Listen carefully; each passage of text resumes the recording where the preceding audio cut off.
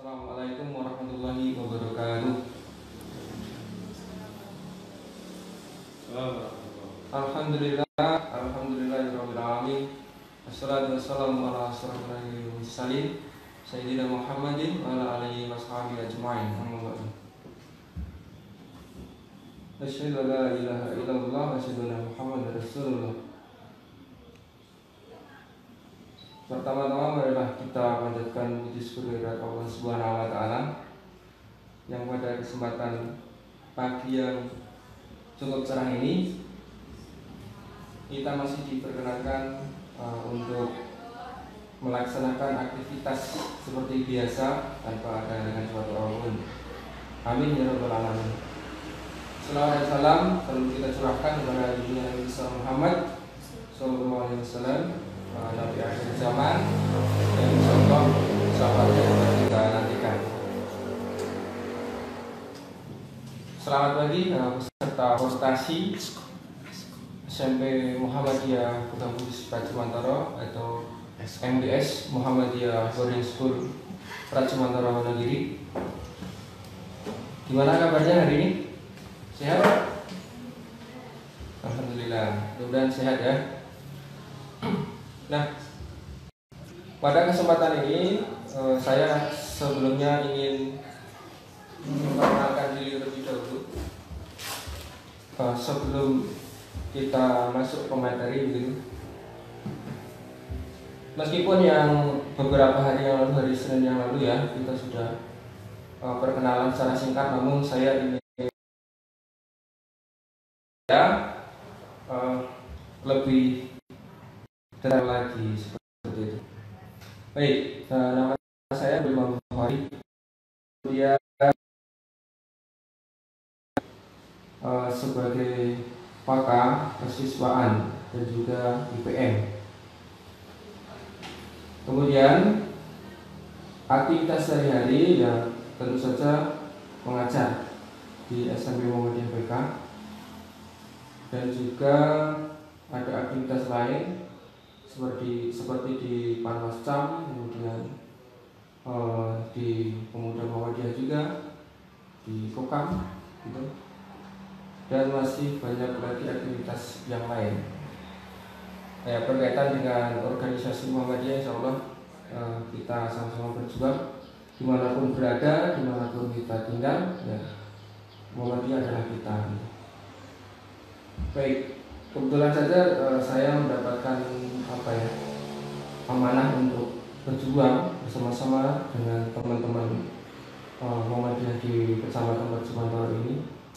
Ya, sehingga bismillah kita niatkan semuanya untuk ibadah. Amin ya rabbal alamin.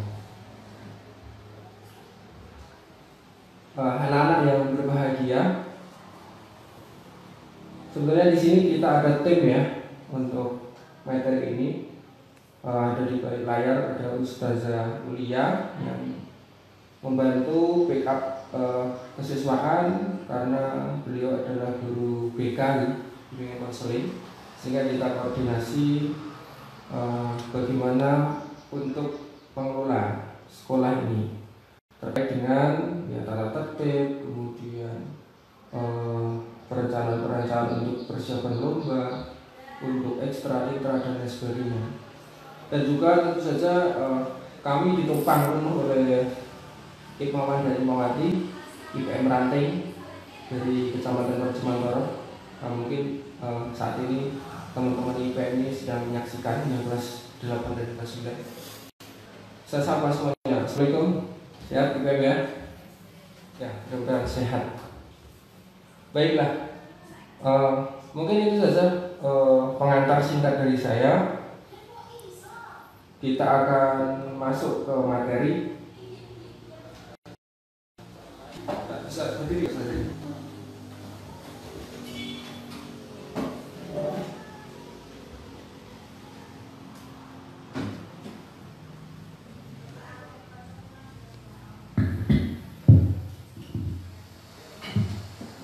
Baik, anak-anak berbahagia, dari kita masuk ke judul terlebih dahulu. Pembahasan pada kesempatan pagi ini Kita di materi pertama saya akan menyampaikan tentang intrakurikuler dan ekstrakurikuler. Nah, intra itu apa tuh? Ekstra itu apa tuh? Ustaz akan sedikit sampaikan bahwa intrakurikuler ini adalah suatu pengembangan karakter terhadap anak yang wajib diikuti oleh semua siswa kalau di sekolah kita di SMP Muhammadiyah PK. Nah, intra ini bertujuan untuk membentuk karakter siswa, kemudian membentuk kepribadian, membentuk kebiasaan, sehingga anak-anak ini bisa mandiri, berprestasi, dan juga memiliki akhlak yang baik tentunya seperti itu. Nah, seperti kita berusaha mewujudkan bersama-sama bahwa anak-anak yang sekolah di SMP Muhammadiyah PK ini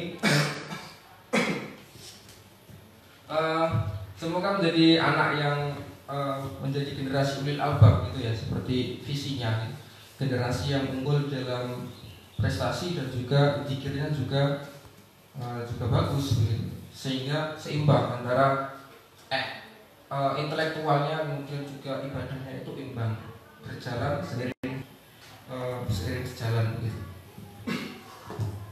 Nah, untuk intra ini memang dibuat dalam waktu yang cukup lama ya biasanya, dan ini wajib diikuti oleh semua siswa. Intra ini akan berpengaruh terhadap instrumen kenaikan kelas tentunya, termasuk presensi. Kalau tidak cukup sekian persen maka anak tersebut harus tinggal kelas.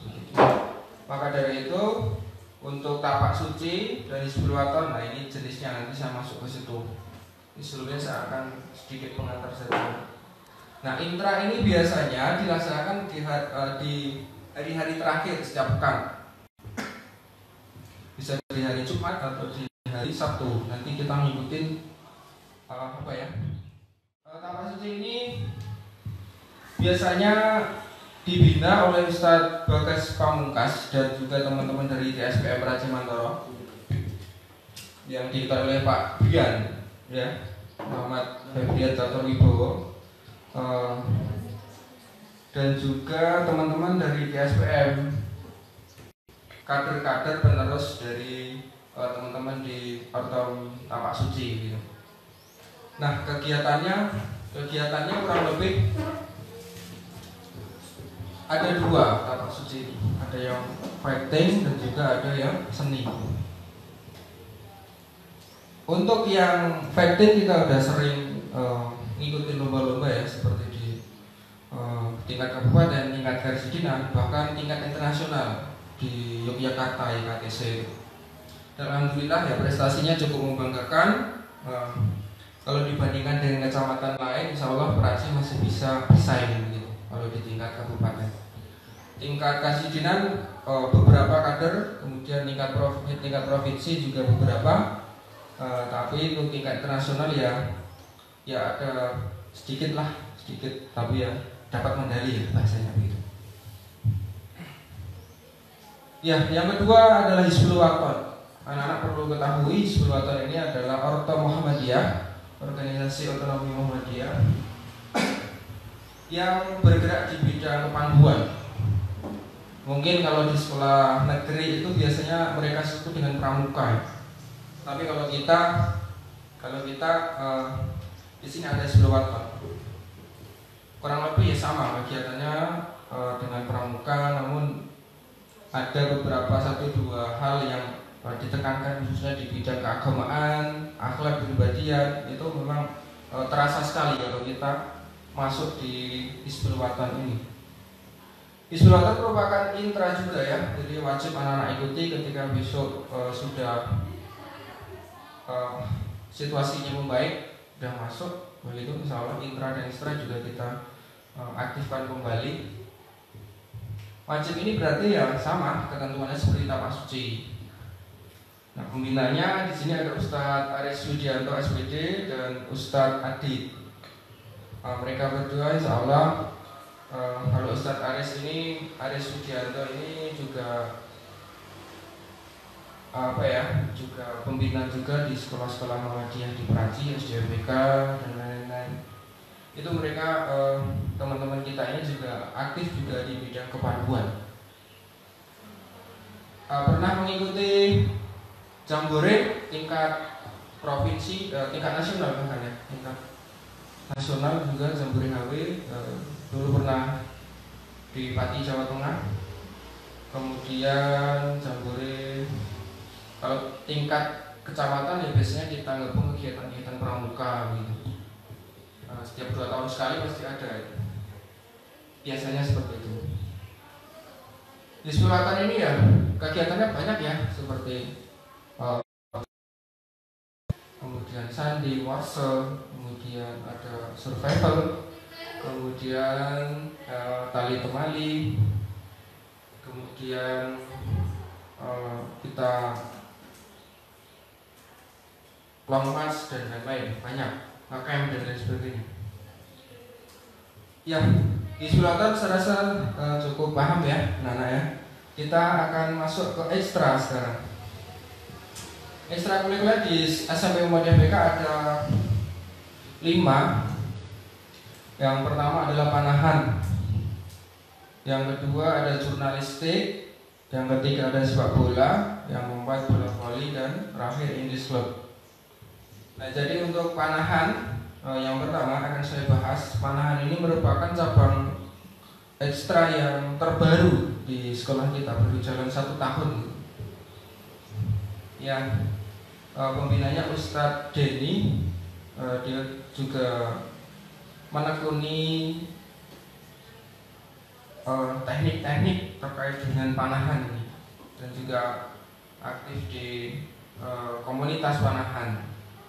Nah, artinya anak-anak yang suka dengan kegiatan memanah, nah ini bisa mengikuti ekstra yang satu ini. Kembali ke ekstra ya, saya buka sedikit tadi terlewatkan. Ekstra ini memang tidak wajib diikuti oleh semua siswa, tetapi silakan anak-anak mengikuti sesuai dengan keahlian dan bakat masing-masing lah begitu. Yang suka mana yang mana, jurnalistik, sepak bola ya sepak bola, bola voli, Inggris dan Inggris begitu. Sehingga harapan kita dari sekolah, kita memberikan semacam wadah untuk mengembangkan bakat ya, passing anak-anak masing-masing gitu. Yang kedua, jurnalistik. Jurnalistik ini biasanya kebanyakan aktivitasnya ada menulis, kemudian membuat videografi, kemudian kita adakan dulu itu pernah kita praktek untuk reportase gitu ya. Kita langsung ke lokasi, kita buat laporan gitu. Tentu saja juga membuat video-video singkat dan lain sebagainya. Nah, anak-anak ini suka yang berkaitan dengan multimedia, mungkin bisa gabung ke sini ya, jadi editor, kemudian jadi orang yang memproduksi sebuah karya-karya kecil. Nah, anak-anak bisa lihat nanti di akun YouTube-nya SMP itu ada beberapa karya siswa. Ketika yang saya ingat itu ketika ada lomba untuk memasak itu ya, Mas Idul Adha itu mereka buat lomba sinematik lah, video sinematik yang durasinya kurang lebih 1 menit. Itu bagus banget,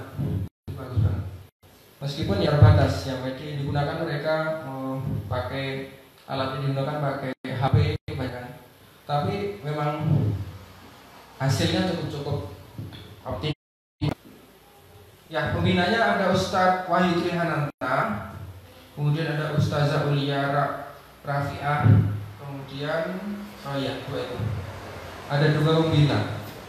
Nanti anak-anak yang suka dengan dunia jurnalistik, yang punya cita-cita jadi reporter, pembawa berita, kemudian ingin bekerja di perusahaan seperti surat kabar. Nah, ini bisa mendalami ilmu dasar ya, ilmu dasar jurnalistik di ekstra ini. Yang ketiga, Ustaz akan sampaikan tentang sepak bola. Ya, sepak bola dibina oleh Ustaz Aris Widianto. Sepak bola ini prestasi yang pernah kita raih sebagai kontingen ya. Jadi ada suatu tim kecamatan ikut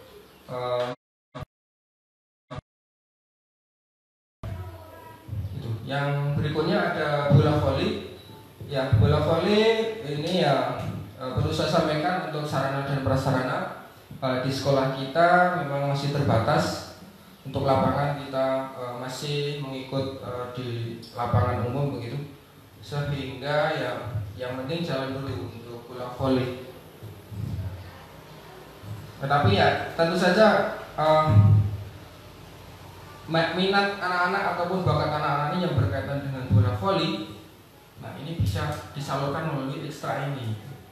Pelatihnya juga udah malah melintang di dunia sepak bola dan juga bola voli. Yang terakhir, ekstra yang terakhir adalah English Club. Nah, English Club kumpulan komunitas dari anak-anak yang suka dengan bahasa Inggris gitu. Jadi anak-anak yang senang bahasa Inggris itu nanti ada satu wadah. Kurang lebih ya praktek biasanya, praktek percakapan, kemudian praktek kita kegiatan keluar dan lain-lain. Tentu saja dari pelajaran bahasa Inggris yang formal itu, nah nanti akan diasah lagi di English Club pada ekstra ini. Next. Ya, Ustaz akan sampaikan beberapa dokumentasi yang sempat kita himpun ya untuk jurnalistik. Nah ini pas kegiatan masak saya katakan tadi balik ujung. Kemudian ada panahan yang ketiga ada tapak suci, yang keempat ada sepak bola dan bola voli. Ada beberapa foto-foto yang bisa kita berikutnya. Nah, materi yang kedua, Ustaz akan menyampaikan tentang IPM. IPM ini kepanjangannya adalah Ikatan Pelajar Muhammadiyah. Nah, jadi orang yang suka organisasi di Muhammadiyah itu biasanya diawali masuk di kader-kader IPM ini. Bahkan di tingkat nasional pun banyak juga yang dibesarkan gara-gara mereka tergabung dalam organisasi ini. Artinya ini adalah suatu organisasi otonomi Muhammadiyah yang memiliki peran penting untuk pencetakan kader gitu. Apa itu IPM? Nah ini kita akan masuk ke intinya. IPM adalah organisasi otonomi Muhammadiyah, sebuah gerakan Islam amar ma'ruf nahi mungkar di kalangan pelajar. Berasas Islam dan bersumber pada Al-Quran dan As-Sunnah. Nah jadi begitu ya. IPM ini bukan hanya sebagai pengelola kegiatan di suatu aum atau di suatu sekolah begitu, tapi juga perannya ini memang luas sebenarnya. Ya, bisa di situ disebutkan gerakan Islam amar ma'ruf nahi mungkar. Nah kita langsung praktek ke lapangan. Misalnya ada kegiatan, kalau di SMP ada kunsirah waktu itu ya, kunjungan silaturahmi Ramadan. Itu diadakan setiap bulan Ramadan itu. Nah, jadi kita langsung terjun ke masjid-masjid, ke langgar-langgar untuk membina ataupun ikut belajar ngaji di sana lah, katakanlah begitu. Nah, kita ada materi, kita ada pelatihan, kemudian kita presentasi di sana, membantu guru-guru ngaji di masjid-masjid yang sudah kita petakan. Nah kemarin daerah yang sudah kita datangi adalah Wonogiri bagian selatan begini ya. Banyak sekali, ada kurang lebih ada 30-an masjid Ramadan tahun kemarin. Nah, kemudian kegiatan IPM selain itu juga ada bakti sosial. Bakti sosial yang ya kita mengadakan kegiatan sosial untuk meringankan, misalnya kayak yang real itu kita mengadakan galangan dana untuk membantu saudara-saudara kita yang kekeringan. Mungkin kalau ada fotonya nanti bisa kita tampilkan bareng-bareng gitu. Kita ada dokumentasi Bang Dambir Manis waktu itu. Ya, di sana kan untuk air waktu itu masih sulit, sehingga kita IPM itu menggalang dana dan kita bagi di sana. Kemudian misalnya ada kejadian-kejadian yang sifatnya itu adalah insidental ya, kayak penggalangan dana untuk bencana banjir di Sulawesi, kemudian gempa, kemudian ada bahkan ke luar negeri juga kita adakan aksi ya waktu itu ya, peduli musim Rohingya. Nah itu kita langsung turun ke jalan-jalan, kita mengadakan penggalangan dana. Nah tentu saja dana itu disalurkan melalui Lazis begitu, sehingga bisa diteruskan sampai ke tujuannya begitu. Nah tentu saja IPM ini baru dikenal ya, apalagi teman-teman dari sekolah negeri biasanya baru mengenal ini IPM. Kalau di tingkat SMP, SMA itu ada yang namanya OSIS. Nah hampir sama sebenarnya dengan OSIS. Nah, saja yang membedakan kalau OSIS itu kan cuma ruang lingkup geraknya cuma tingkat sekolah. Kalau kita luas, bahkan tidak ada batasan. Untuk aksi, untuk solidaritas itu kita memang dilatih untuk sudah ke lapangan gitu. Next.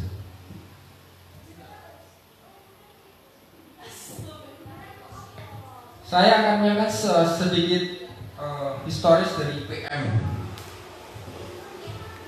IPM itu didirikan pada tanggal 18 Juli tahun 1961 di Surakarta. Nah tadinya waktu itu ya namanya awalnya IPM. Kemudian pada tanggal 18 November 92, nah IPM ini berubah nama, nomenklaturnya berubah. Jadi IRM, Ikatan Remaja Muhammadiyah. Nah seiring dinamika perkembangan, ternyata ada perubahan lagi yang ketiga, kembali lagi ke awal tadi ya IPM, Ikatan Remaja Muhammadiyah. Ini pada tanggal 28 Oktober 2018 juga di Solo. Nah jadi sampai sekarang kita istilahnya ya IPM, bukan lagi IRM. Next ya. Dari struktural itu adalah bagian kepengurusan ya, dari atas sampai bawah itu.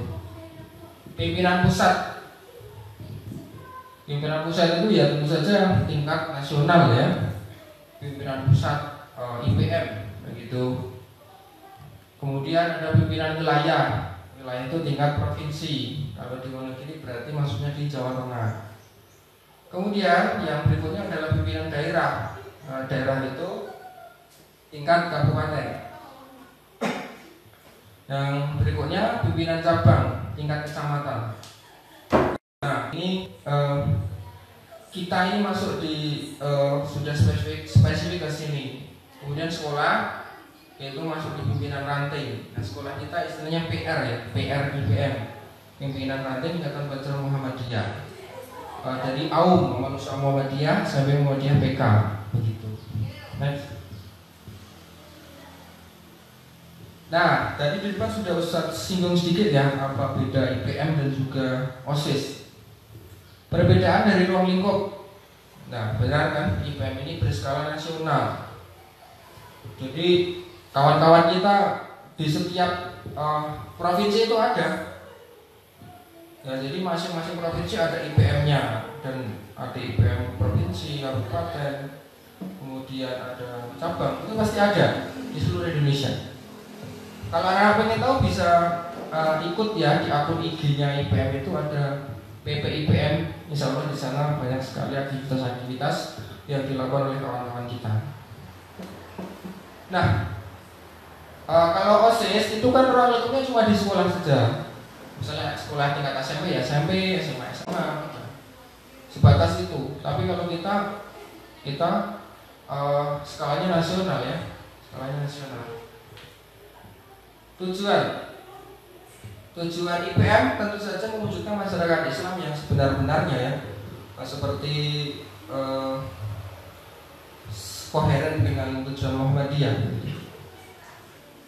Nah, kalau OSIS kan untuk melaksanakan kegiatan di sekolah dengan tujuan menjaring minat dan bakat siswa. Nah, artinya memang ada perbedaan yang signifikan antara IPM dan juga OSIS. Next. Baik. Saya katakan tadi ya, beberapa dokumentasi. Yang paling ujung sana kita bakti sosial, bantuan air, kemudian sampai sini ini sembako, ini IPM yang dikoordinir oleh angkatan Mas Zaki dan kawan-kawan itu. Mereka ada aksi bagi-bagi sembako. Kemudian yang ujung sini kegiatannya musran ke-6 kalau 6 atau 4 ya. Musyawarah ranting tingkat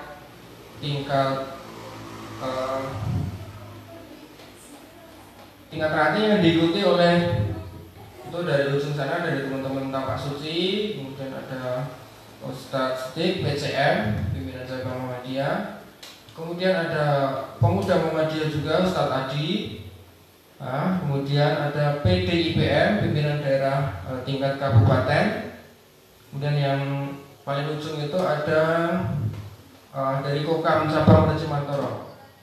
Nah, Kokam ini apa toh? Saya sedikit sampaikan, Kokam ini adalah kepanjangannya adalah Komando Kesiapsiagaan Angkatan Muda Muhammadiyah. Alhamdulillah waktu itu mereka hadir dan juga memberikan semangat bagi kita untuk melakukan musyawarah ranting. Musyawarah ranting ini kita melaksanakan pemilihan ketua ya, ketua dan juga strukturalnya dan juga divisi-divisinya. Ini sangat-sangat menyenangkan ini waktu itu. Jadi kita lakukan secara demokratis dan juga musyawarah mufakat gitu. Yang berikutnya yang bawah ini LDK ya, latihan dasar kepemimpinan. LDK ini kita lakukan setelah terbentuk dari struktural IPM tadi. Kalau sudah terbentuk, kemudian dilaksanakanlah LDK. Yang berikutnya IPM juga berperan. Nah, ini yang paling sini nih. IPM juga berperan sebagai ujung tombak dari sekolah. Khususnya ketika sosialisasi program pembelajaran di sekolah kita, IPM juga hadir di situ ya. Kita ajak mereka untuk bersosialisasi. Ini tuh ketemu teman-teman SD. Dan yang terakhir ada foto yaitu setelah LDK. Next. Ya, demikian dari saya terkait dengan materi ekstrakurikuler dan intrakurikuler plus materi IPM, Ikatan Belajar Muhammadiyah. Nah, anak-anak yang mudah-mudahan dengan sedikit orientasi mengenai ekstra dan intra ini, anak-anak bisa sedikit ada gambaran lah. Oh, aku tuh bakatnya kemana tuh? Saya ingin memperdalam skill saya itu di bagian mana toh? Saya ingin membuat rencana seperti apa nih? Sedikit saya sampaikan. Nanti kalau perlu kita sampaikan kita share ya di grup kelas 7 yang baru ini. materi yang kita sampaikan. Baik, itu saja. Saya rasa itu yang bisa Ustadz sampaikan. Nanti kalau ada pertanyaan bisa japri ke Ustadz ataupun bisa sampaikan di grup kalau ingin tahu lebih jelas lagi tentang apa itu ekstra, intra, dan juga IPM. Dari saya cukupkan sekian. Terima kasih atas segala perhatian. Tetap jaga kondisi, jaga kesehatan. Oh iya, Ustadz berpesan ya, Wonogiri kan masuk zona merah ini. Jadi khususnya anak-anak yang berada di Wonogiri, jaga juga stamina, jaga juga kondisinya, kemudian tidak bepergian dulu, tahan dulu. Karena ini malah kita semakin kesini zonanya masih merah gitu. Apalagi Solo kalau menurut surat kabar zonanya hitam. Jadi perlu hati-hati sekali. Pakai masker, cuci tangan, nah itu kewajiban. Demikian dari saya, terima kasih atas perhatiannya. Saya akhiri, bila saya. Assalamualaikum warahmatullahi wabarakatuh.